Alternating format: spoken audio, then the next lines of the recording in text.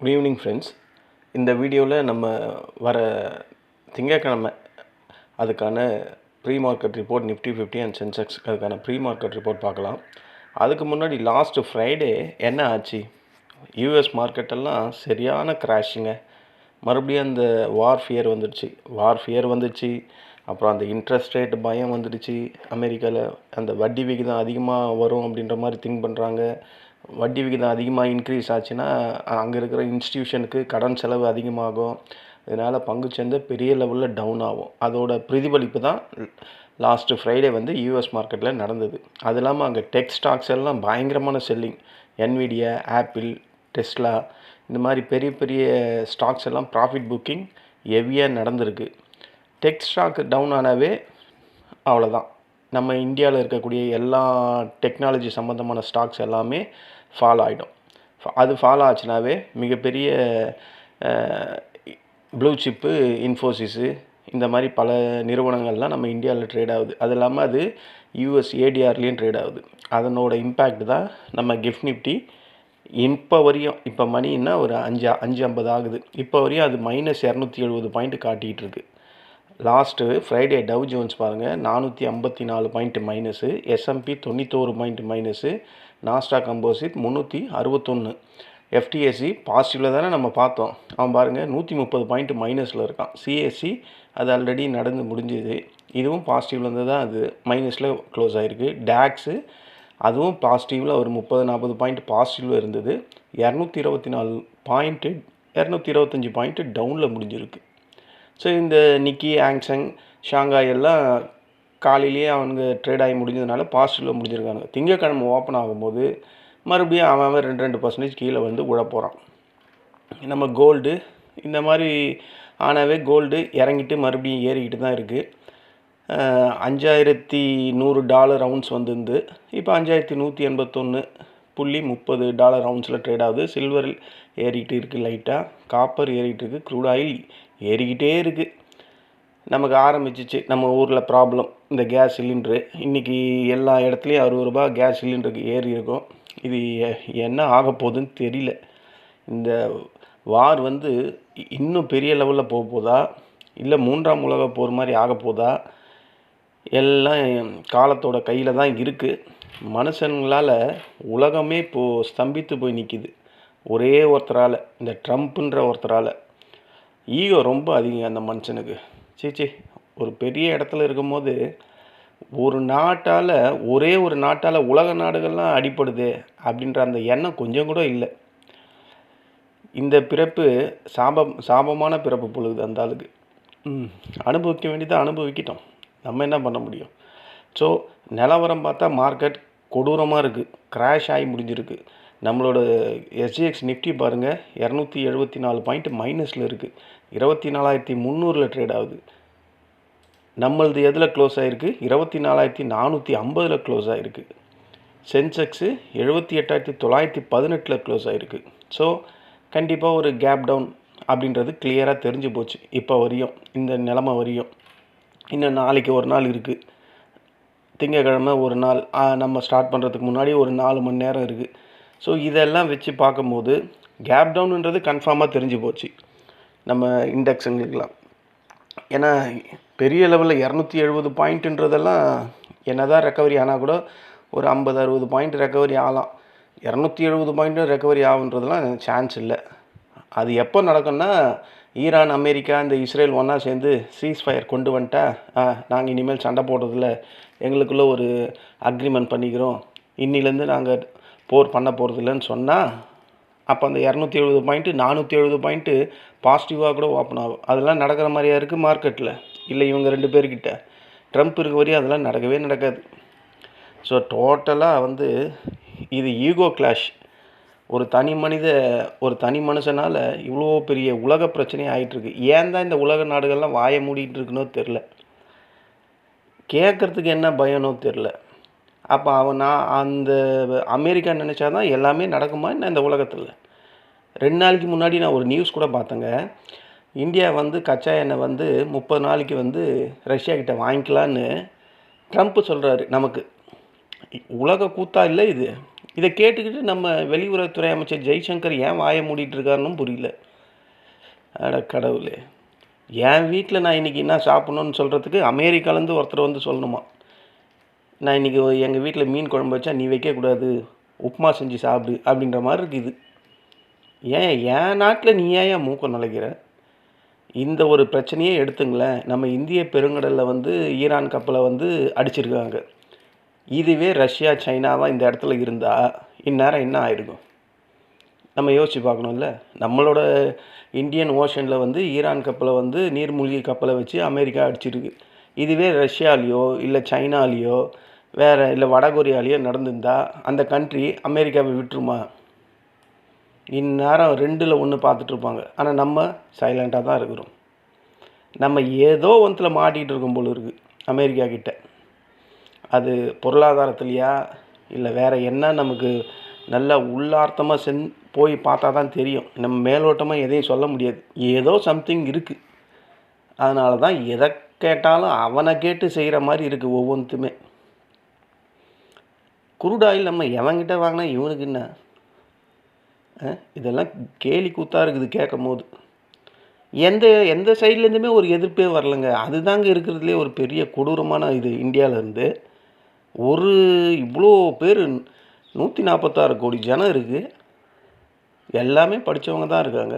ஏன் ஒருத்தரை கூட கேட்க மாட்றாங்க? ஏன் அதுக்கு இது பண்ண மாட்றாங்க? எல்லாம் வந்து நம்மளுக்குள்ளேயே தான் பேசிக்கிறோமே கண்டி ஒரு ஸ்ட்ராங்கான கண்டெம்ட் ஏன் அமெரிக்கா பக்கம் திரும்ப யாருமே சொல்ல மாட்றாங்கன்னு எனக்கு புரிய மாட்டுது.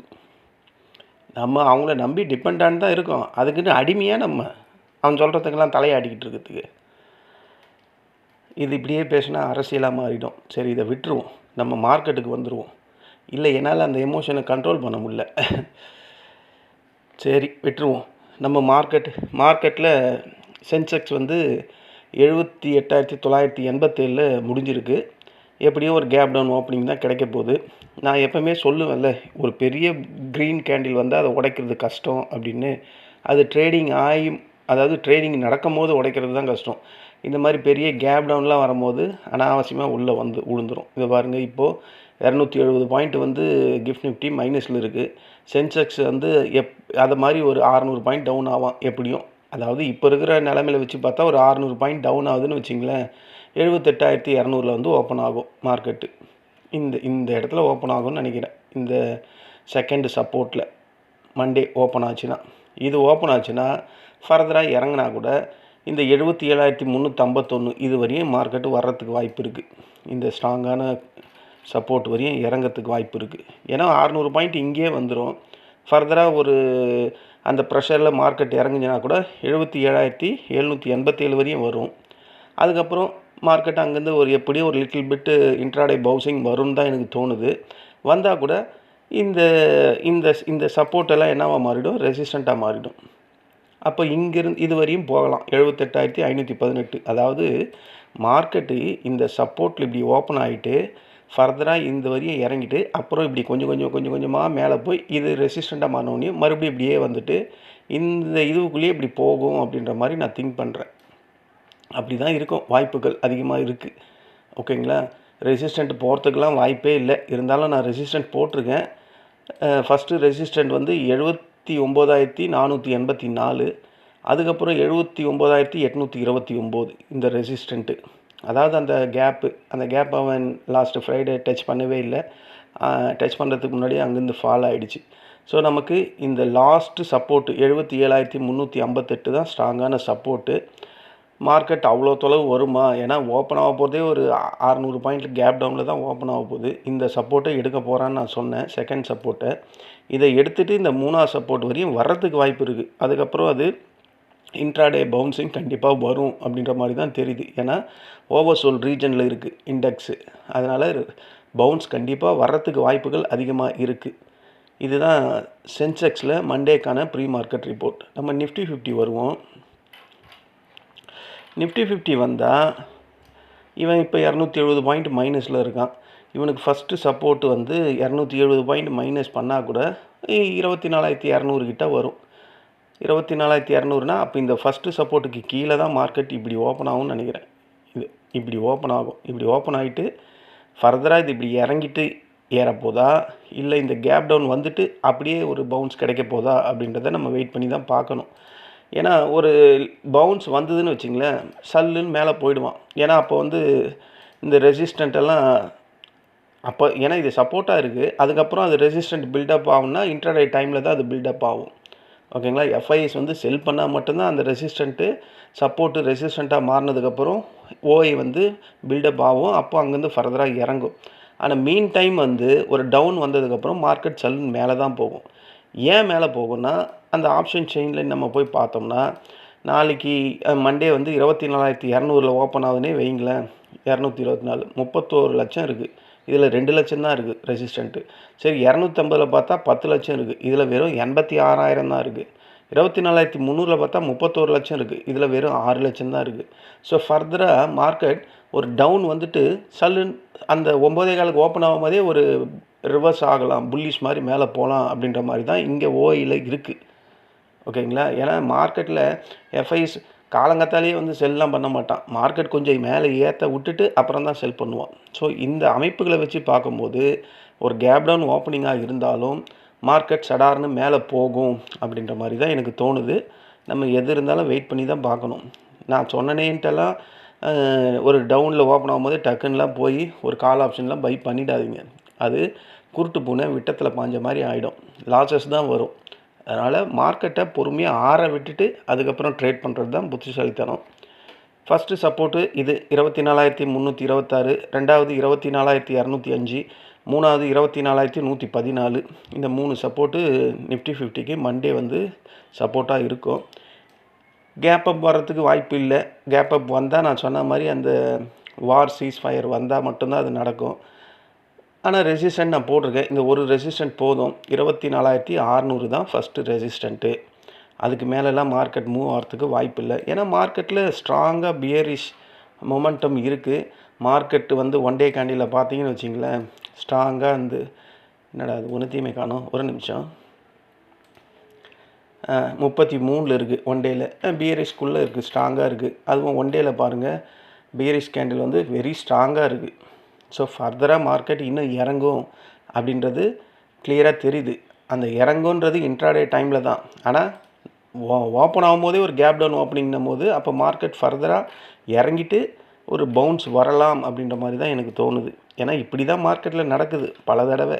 ஒரு பெரிய டீப் டவுன் வந்தால் உடனே அங்கேருந்து பவுன்ஸ் ஆகும். இல்லைனா கொஞ்சம் நேரம் மார்க்கெட் ஒரு சைடு வேலையே போயிட்டு 12, 1 இல்லை 1:45, 2 அந்த டைமில் மறுபடியும் பவுன்ஸ் ஆகி மார்க்கெட் மேலே போயிடும். மேலே போனவொடனே 3 மணிக்கு மறுபடியும் எஃப்ஐஎஸ் வந்து செல் தான் பண்ண போகிறான். ஸோ அந்த ஏற்ற இறக்கத்துக்குள்ளே நம்ம ஆப்ஷன் பையரும் சரி ஆப்ஷன் செல்லரும் சரி நம்மக்கிட்ட இருக்கிற காசை கொடுத்துட்டு உட்காந்து வேடிக்கை பார்க்க போகிறோம். ஸோ கேர்ஃபுல்லாக ட்ரேட் பண்ணுங்கள். மார்க்கெட்டில் நம்ம ட்ரேட் பண்ணுறதுக்கான சந்தர்ப்பங்கள் நிறையவே இருக்குது. கரெக்டாக அந்த இடத்த யூஸ் பண்ணி ட்ரேட் பண்ணலாம். நமக்கு தேவை ப்ராஃபிட்டு. நீ ஸ்கேல்பரில் பண்ணால் என்ன, இல்லை வெயிட் பண்ணி பண்ணால் என்ன, இல்லை ஒரு நாள் விட்டு ஒரு நாள் வெயிட் பண்ணி பண்ணால் என்ன, இல்லை அந்த எக்ஸ்பைரி டே வரையும் வெயிட் பண்ணி பண்ணால் என்ன, ப்ராஃபிட் வரணும். அது எப்படி பண்ணணுமோ அப்படி பண்ணிங்க.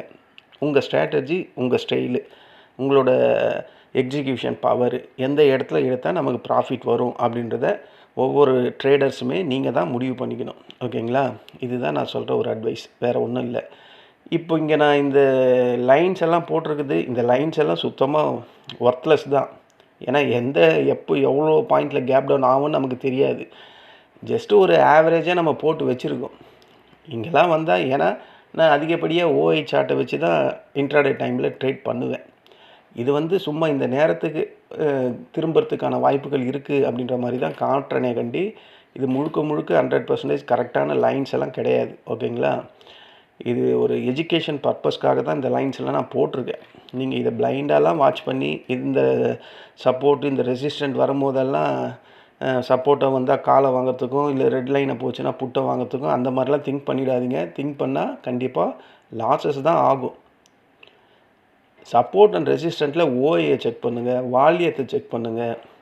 ஏதாவது ஒரு இண்டிகேட்டர் மேலே உங்களுக்கு ஸ்ட்ராங்கான நம்பிக்கை இருந்தால் அந்த இண்டிகேட்டரை உள்ளே வச்சுட்டு அதோட சிக்னல் என்ன கொடுக்குதுன்னு பாருங்கள். உங்களோட எக்ஸ்பீரியன்ஸ் நாலேஜ் என்ன சொல்லுதுன்னு பாருங்கள். எல்லாத்தையும் ஒன்றா சேர்த்து கரெக்டான ஒரு முடிவை எடுங்க. மார்க்கெட் டைரெக்ஷனில் எடுங்க அந்த முடிவை கூட. மார்க்கெட்டுக்கு அகெயின்ஸ்டாக போயிடாதீங்க. ஸ்கேல்பர்ஸ் மாதிரி நம்ம இருந்தோம்னா மார்க்கெட் டைரெக்ஷனில் நமக்கு தேவையே கிடையாது. ஏன்னா நாங்கள் இப்போ எங்களையே எடுத்துங்களேன், நாங்கள் மிஞ்சி போனால் அந்த 15 மினிட்ஸ் எங்களுக்கு என்ன மார்க்கெட் டைரெக்ஷன் என்ன வேணும், சப்போர்ட் ரெசிஸ்டன்ட் வேணும், அவ்வளோதான். இன்னும் பியூர் ஸ்கேல்பர்ஸ் என்ன பண்ணுவாங்க, அவங்களுக்கு எதுவுமே தேவையில்லை, ஜஸ்ட் அந்த ஒரு நிமிஷம்தான். அது ரெசிஸ்டண்ட்டில் இருக்கும்போது எடுப்பாங்க, இல்லை சப்போர்ட்டில் இருக்கும்போது எடுப்பாங்க, இல்லைன்னா அந்த பிரேக் அவுட் பண்ணும்போது எடுப்பாங்க. இவங்க எடுக்கிறது இந்த இடத்துல மட்டும்தான் எடுப்பாங்க. அவங்களுக்கு மார்க்கெட்டு டைம் டிகேவும் தேவையில்லை, மார்க்கெட்டில் நியூஸஸும் தேவையில்லை, எதுவுமே தேவையில்லை. அவங்களுக்கு தேவை அந்த ஒரு நிமிஷம், ஒரு 4-5 பாயிண்ட்டு போதும். இதில் டைம் டிகேல அவங்க பண்ணி அவங்களுக்கு என்ன ஆக போகுது, ஒன்றுமே ஆக போகிறதில்ல. நீங்கள் ஹோல்ட் பண்ணுற மாதிரி இருந்தால் 2 ஹவர் 3 ஹவர் நான் ஹோல்ட் பண்ணி தான் பண்ணுவேன், அது அப்படியே ரத்தத்துலேயே ஊறி போச்சுன்னா நீங்கள் அதுக்கான லாஸஸையும் கண்டிப்பாக சுமந்து தான் ஆகணும், வேறு வழி இல்லை. இப்படி பண்ணால் லாஸ் வருதுன்னா அந்த மெத்தடை மாற்றணும். விடாப்பிடியே அதையே பிடிச்சிக்கிட்டு இருந்தால் ஒரு நாள் லாபம் கொடுத்துருக்கோம் பெரிய லெவலில். ஒரு கடைசி போன வாரத்தில் எல்லாருக்குமே ஒரு 20,000 18,000 16,000 கொடுத்துட்டு தான் லாங் டேர்ம் ஹோல்ட் பண்ணவங்களுக்கு. ஏன் அதுக்கப்புறம் 5 நாள் யாராலையும் பண்ண முடியல அது மாதிரி? அப்போ அதை நம்ம அங்கே யோசிக்கணும்ல. ஸோ மார்க்கெட் கண்டிஷனுக்கு ஏற்ற மாதிரி ட்ரேட் பண்ணுங்கள், அவ்வளோதான் ஃப்ரெண்ட்ஸ். நான் மறுபடியும் அதை தான் சொல்கிறேன். மார்க்கெட்டில் அந்த டைமில் என்ன பண்ண முடியுமோ அதை பண்ணிங்க.